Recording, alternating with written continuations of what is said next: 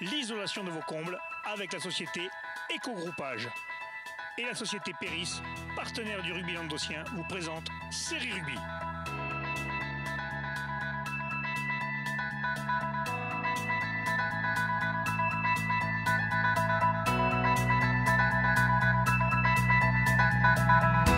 Bonjour mesdames, messieurs, bienvenue à Série Rugby, votre émission sur le rugby amateur de la 4e série en honneur. Avec mes serial chroniqueurs, bonjour Guillaume. Salut Alain. Bonjour Michel. Salut Alain. Et bonjour Pierre. Salut Alain. Ça fait plaisir de ne pas voir Michel, Jean-Michel derrière et l'autre Michel.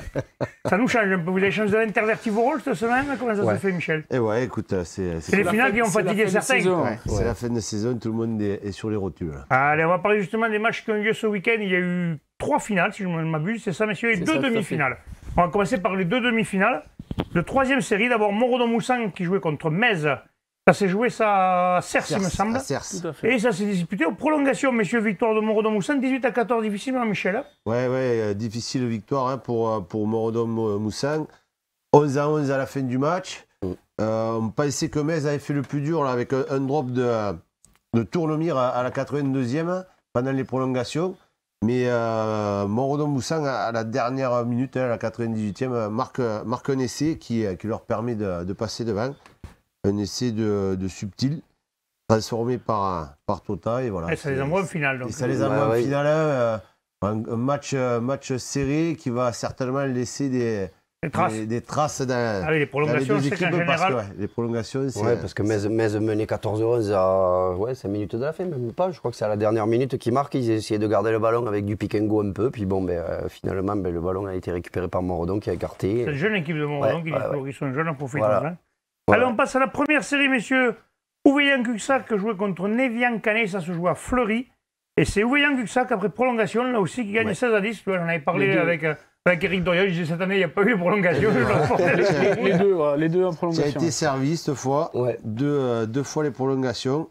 16-10. Bon, je suppose que Wally et Jamy devaient être un peu dégoûtés à la fin du match, mais bon. Il y avait 10-10 à la fin du match. Et dans les prolongations, c'est Artero, le canonnier, on connaît ses qualités, qui a passé 2 pénalités, qui a crucifié Nevian-Canet. Hein. Ah, c'est dommage, hein. Bon, ça s'arrête là, mais enfin, ils sont pas être contents. Ils ont été repêchés, ils ont réussi à. Voilà, tu fais une quart de finale que tu gagnes, personne n'y croit, et là, tu arrives en demi, c'est quand même une belle saison. Ils sont en train de reconstruire là, pour l'année prochaine, ça promet une belle saison. Hein, oui, certainement qu'ils vont pouvoir construire quelque chose sur ça. Alors, oui, on passe à la première finale, messieurs, la finale de 2e série, qui se joue à Bédarieux, où le Stade de Bessanay jouait Cruzy-Saint-Chinian, et le Stade de Bessanay qui gagne 8-6, Michel. Oui, ça a été plus que serré. On s'attendait à une domination plus importante de cette équipe de Bessan, vu que Saint-Chinian était un peu la surprise, hein, en ayant battu Villeneuve, qui était l'archi-favori dans cette poule. Et Bessan a peiné, hein, et a vraiment peiné, a dominé quand même la partie, il faut le dire, a conservé le ballon, mais Saint-Chinian a été beaucoup sur la défensive. Les embêtés surtout sur les phases de jeu comme la touche et tout ça, où ils les ont avec l'éternel Nicolas Mourgue qui a la pieuvre Saint-Chinianaise. Ouais, Diwak qui les a perturbés dans ce secteur et qui a permis à son équipe de maintenir l'espoir parce qu'il menait quand même 6-3 à 10 minutes de la fin. Mais Bessan, sur un essai en force de Lopez à bout de ligne, a permis à son équipe de repasser devant 8-6. C'était très très juste, mais on va dire que quelque part c'était quand même un peu mérité pour cette équipe de Bessan. C'était tendu, on a vu, c'était fébrile des deux côtés, beaucoup d'en avant, le jeu très haché. Il y a eu du déficit dans le jeu au pied, je crois aussi. Il y a eu beaucoup de pénalités ratées des deux côtés d'ailleurs. Hein. Un poteau côté Bessan, une pénalité facile un petit peu pour Saint-Chinian face au poteau. Mais après, il en rate d'autres aussi, le joueur de Bessan, je crois qu'il en rate 3. Oui, après, il était quand même en coin, donc c'était pas facile. Bon, on a vu Bruno, justement, leur entraîneur, avec le capitaine à la fin du match, qui nous disait que c'était compliqué. On va voir sa réaction, justement. Bon, les gars, félicitations. Avec moi, l'entraîneur et le capitaine de l'équipe de Bessan qui vient de battre l'équipe de Saint-Chinian, Cruzy-Saint-Chinian, sur le score de 8-6. La finale de 2e série a donné son champion, et c'est Bessan. Avec moi, le capitaine, donc Nico, et Bruno, l'entraîneur. On va commencer par Nico. Nico, je suppose, fier, cette finale, vous la vouliez. C'est le dernier de 2e série, dernier plan de shot du Languedoc, et il est chez vous. C'est ça, très très fier de le ramener à la maison celui-là, surtout qu'on va le garder. L'original, on va le garder. Et des mecs comme moi, des vieux, on va dire, à 34, 35 balais, il fallait le ramener celui-là et on l'a fait. On l'a fait, très content et très fatigué aussi parce que belle équipe en face. Hein. Ils ont fait un beau parcours, mais voilà, nous aussi, on espère continuer encore le plus loin possible. Hein. Et voilà, maintenant en place à la troisième mi-temps, feu à volonté. Le Ricard va couler à flot. Plus qu'à flot, ça va silonner, je crois. Bon, sur le match, par contre, première mi-temps serré, deuxième aussi quand même, il a fallu 7 essais à la fin pour vous délivrer. Voilà, voilà, très serré, hein, on le savait. Hein, et ils lâchent rien, ces gars, ils lâchent rien jusqu'à la fin. Et nous, il a fallu qu'on lâche encore moins qu'eux et laisser, voilà, c'est sûr, hein, libérateur. On a bien joué le coup et voilà, il a fallu ces 2 petits points de plus là, pour gagner. Voilà. Bon, Bruno, l'entraîneur, je suppose, fier de tes troupes. Une finale, ça se galvaude pas et surtout, ça se gagne. On dit toujours qu'il faut du jeu et il y en a eu aujourd'hui quand même. Hein. Oui, tout à fait. Alors après, les deux équipes s'y sont prêtées quand même parce que ça a été, quand tu gagnes 8-6 quand même, c'est que c'est difficile. Hein. Ça n'a pas été un jeu fermé. Il y a eu beaucoup de scènes d'agressivité. On s'est filé quand même. Enfin, ils se sont filés. Parce que moi, je souffre au bord, mais je ne fais pas grand-chose. Hein. Mais la fierté, c'est que quand on a commencé la saison, tu te rappelles, je suis venu voir, je t'avais dit, on fera match par match et puis on verra. Et puis bon, voilà, l'aboutissement, il est là. Pour le Languedoc, en tout cas, en même temps, on va essayer d'aller le plus possible championnat de France. C'est le bonus, là, ce qu'on voulait avant tout, le championnat de France. On a gagné le bouclier. C'est le dernier, le capitaine l'a dit. Alors celui-là, on va le mettre dans la naphtaline, tu vois. Et quand j'aurai 70 ans, je sortirai mes petits-enfants. Ah, c'est bon, ça va être des bons souvenirs, ça, pour plus tard, quand même. Le dernier bouclier du Languedoc chez vous, les gars. Ah, tout à fait, tout à fait. Et puis je tiens à remercier quand même la sportivité, la réception ici du club de Bédarieux qui nous a reçus comme des princes, hein, parce qu'on a pu faire la mise en place ce matin et tout. Et surtout, bon, je souhaite bon vent quand même à l'équipe de Saint-Chinian. J'espère qu'ils iront le plus loin possible aussi. Et qui sait qu'on se retrouve le plus loin possible champion de France. Ouais, Bruno, voilà, il disait ça a été dur, mais bon, il a fallu être champion. Ouais. Par contre, ce qu'on retiendra de ce match, et on parlera après des 2 autres finales, c'est vraiment l'ambiance qui a été fabuleuse. Ah, puis il y a eu le monde qui arrive. Un stade plein avec deux staffs de supporters vraiment à fond. Ça va nous manquer quand on va arriver à l'Occitanie. Est-ce qu'on va voir encore cette ambiance-là? Mais on va pas le perdre, ça? Ça risque d'être plus difficile, forcément, parce qu'il va falloir déplacer du monde un peu plus loin. Parce que là, c'est sûr que autant de monde pour une finale de deuxième série. Tous les petits clubs ne le feront pas. Il y a certainement des villages où les gens n'iront pas si loin, peut-être faire des finales, peut-être.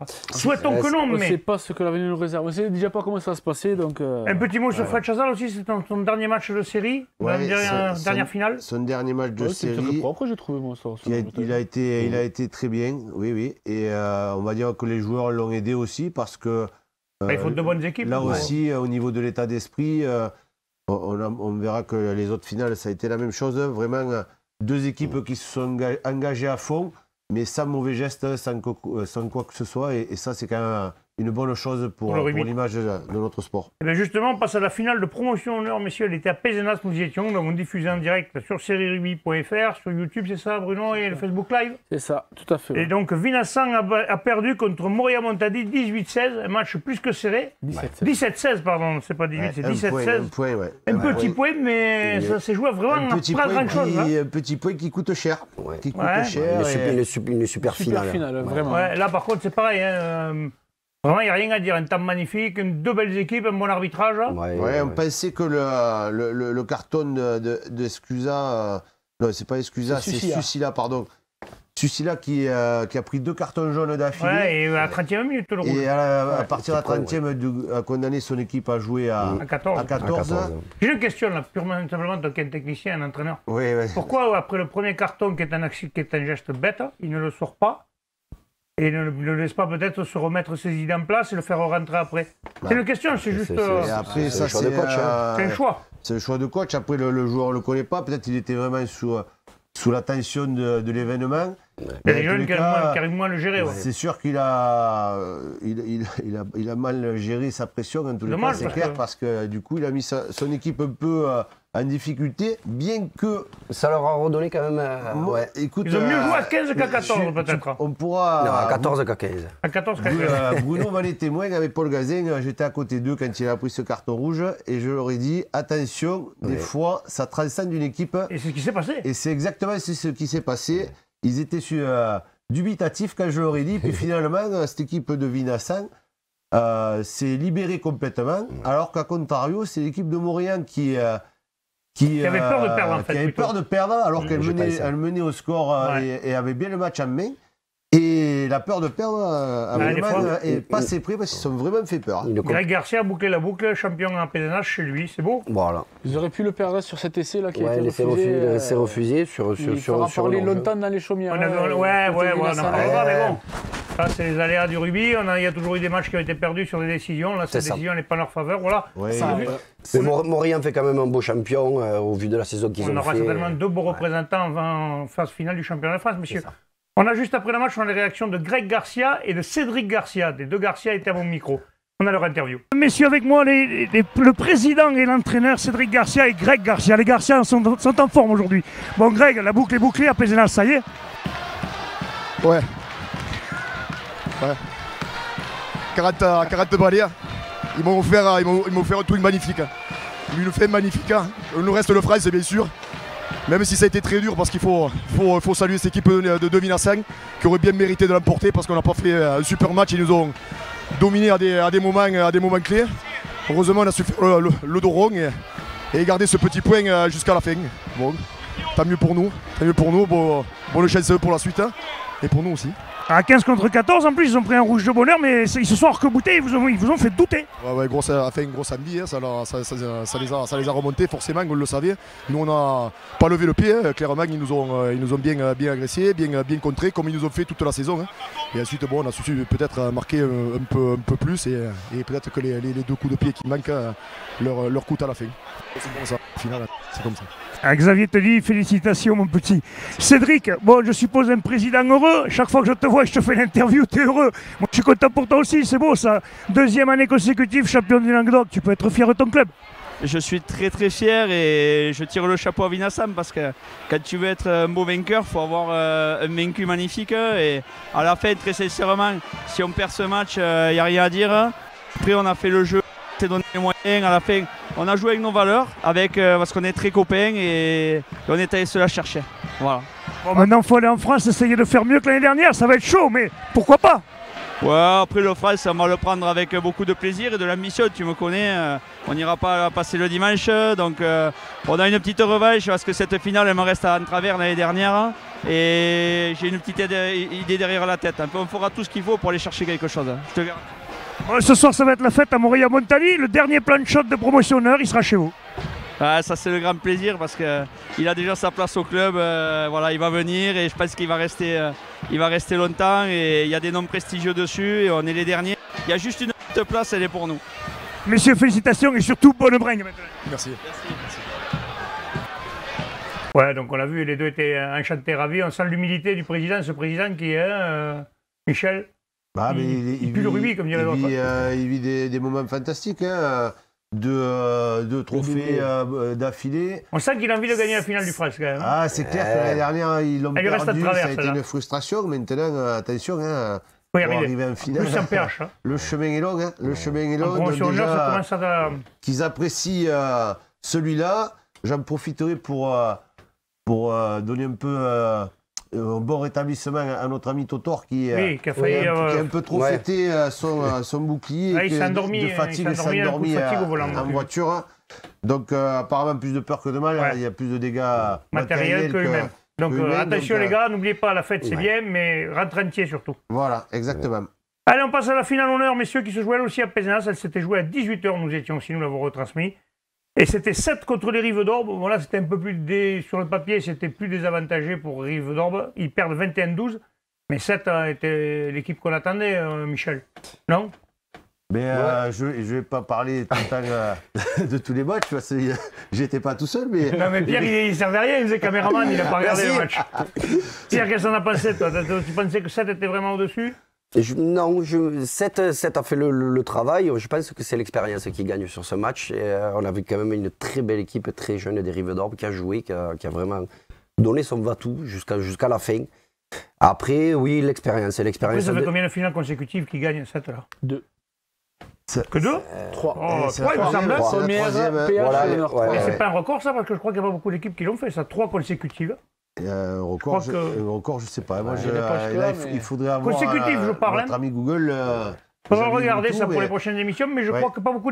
Plusieurs ont réussi à en faire 3 ou 4, mais en sautant 1 ou 2 à chaque fois. Je crois qu'ils ont fait première série, promotion d'honneur. Ouais. Et je crois que peu de clubs l'ont fait quand même. C'est beau, quoi. C'est un beau parcours. Pour une équipe qui affiche ses ambitions, quoi. Après, sur le début, il y a un fait de match avec cet essai de pénalité. Est-ce que ça n'a pas mis un petit peu cette jeunesse des Rives d'Or mal sur le coup de pied, ou je crois que c'est l'arrière qui fait un en avant, qui a repris devant, donc essai de pénalité. Pour attaquer une finale, c'est pas dans les meilleures conditions. Hein. Ouais, c'est plus compliqué. Là, il y a eu 10 points cadeaux au début du match. Il restait 70 minutes après derrière, hein, mais bon, pour entrer dans une finale, c'est pas le meilleur. C'est 10 points après lesquels ils ont couru toute la partie, malheureusement.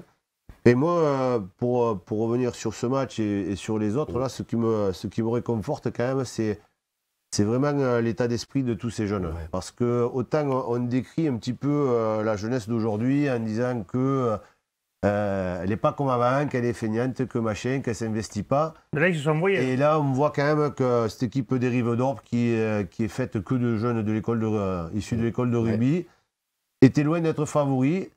Et elle s'est envoyée toute la partie, notamment un bon représentant dans le championnat de France. Ouais. Et franchement, ça fait plaisir de voir ça. Seth n'a pas volé son titre parce qu'ils ont vraiment fait encore une fois un match de haut niveau. Ouais. Avec toujours ce joueur-là, Egwen, qui a fait la différence sur l'action de l'essai et même sur sa présence sur le terrain avec son occupation du jeu au pied. Mais voilà, moi, je tiens à souligner quand même que tous ces jeunes, c'est quand même une bonne chose pour le futur. Et un bel avenir à venir du côté des Rives. Et un bel exemple pour d'autres jeunes qui peut-être se sont trompés un peu de voie. Ben justement, on a eu les réactions des vainqueurs après le match, Michel, qui conforte un peu ton idée de ce que tu viens de dire. Pardon. Allez, interview d'après-match. Bon, messieurs, qu'est-ce que ça vous fait, cette victoire? 3 années consécutives, et en plus, le bouclier du... Celle-là, elle est particulièrement belle. Tout au long de la saison, ça a été très compliqué mentalement. On nous a souvent tiré vers le bas. Ça a été très dur pour nous de relever la tête. Mais on s'était fixé l'objectif d'être ici aujourd'hui. On l'a été et on l'a fait. Et je pense que vous le méritez sur la saison aussi. La a été respectée. Vous avez fait une belle saison, vous êtes resté premier. Après, je pense que cette équipe des Rives d'Or vous a donné quand même un peu de fil à retordre. Ce à quoi tu t'attendais tout à l'heure quand je t'en ai parlé. Ouais, non, mais on s'y attendait un petit peu. De toute façon, je le disais tout à l'heure, hein, s'ils sont là, c'est pas au hasard. Ils n'ont pas battu Dunel, ils n'ont pas battu la bébé au hasard. Donc on s'attendait à un gros combat. Je pense quand même que le défi a été relevé de la part des joueurs. Après, que dire, on a fait une saison excellente parce que, comme disait Julien, on nous tirait un petit peu vers le bas. On a eu des problématiques cadet, école rugby, etc. École rugby, il n'y a pas de souci, mais un peu vers le bas. Donc, on a relevé la tête tous ensemble et on s'était fixé de gagner le bouclier. C'est ce qu'on a fait. En tout cas, je pense que vous allez bien fêter ça, vu vos supporters. Félicitations, messieurs, et bonne fête alors. Amusez-vous bien, régalez-vous. Bon, on le voit, hein, ils étaient sûrs d'eux. Ils étaient contents, je pense qu'ils ont bouclé la boucle parce que c'est ce qu'ils voulaient. Ouais. Maintenant, après, on saura si ça monte ou ça monte pas. Normalement, la décision, c'est pas favorable. C'est dommage, mais c'est une équipe qui, de toute façon, si c'est pas cette année, ça sera l'année prochaine. Hein. Oui, s'ils gardent un effectif l'année prochaine, je pense que ça sera compliqué d'aller leur chercher. Hein. Ouais, c'est dommage. Ça serait original quand même, une équipe qui n'est pas montée une année, qui soit rechampion l'année prochaine en honneur. Ouais, ça serait du jamais vu. Mais bon, là, avec les nouvelles poules et l'Occitanie, on verra. Comment ça se passe. Après, il faut voir comment ils vont gérer tout ça parce que. C'est vrai que on est obligé d'en parler un petit peu. Hein. Le fait qu'ils ne montent pas, c'est parce qu'ils n'ont pas. C'est pas parce qu'ils n'ont pas d'école de rugby, c'est parce qu'ils n'ont pas d'équipe cadet. Voilà. Alexandre Ruiz, vous l'avez expliqué ici même. Voilà. Est-ce que les exigences ne sont pas trop élevées parce que pour un club qui a 5 ans, un club jeune. Après voilà, est-ce que peut-être on ne peut pas prendre le problème à l'envers et obliger ces clubs-là à avoir peut-être plus d'éducateurs? Et avoir un quota sur les éducateurs avant de dire un quota sur les joueurs. Il y a peut-être d'autres solutions à trouver, effectivement. Oui, parce que je me permets de prendre un peu le temps là-dessus, mais cette histoire de jeunes dans les écoles de rugby, ça fait un peu un concours. On ramasse les gamins, on se prend des licences pour être dans les clous. Mais à la sortie, on sait très bien que le gros problème, il vient du manque d'éducateurs. Et ça, le manque de bénévoles et d'éducateurs dans tous les clubs, d'ailleurs. C'est à ce niveau-là qu'il faudrait faire quelque chose. Voilà. Allez, juste un dernier mot, juste pour vous dire que vous pourrez retrouver donc, les 2 finales sur YouTube en intégralité, sans coupure, parce qu'on a eu un petit souci lors de la retransmission du match de la poule honneur. Et là sur YouTube, c'est sans coupure, sans interruption. Dans le casque. Ouais, vous pouvez. Donc vous pouvez les voir à l'intégralité. Et les revoir autant de fois que vous voudrez. Et un petit coucou à Maxime Mortes qui s'est fait appeler par un autre nom toute la partie. Ah, il y avait un beau speaker là aussi. Là. Allez messieurs, ce sera le mot de la fin. Je vous remercie. On se retrouve demain pour les fédérales. Restez bien sur tous les terrains.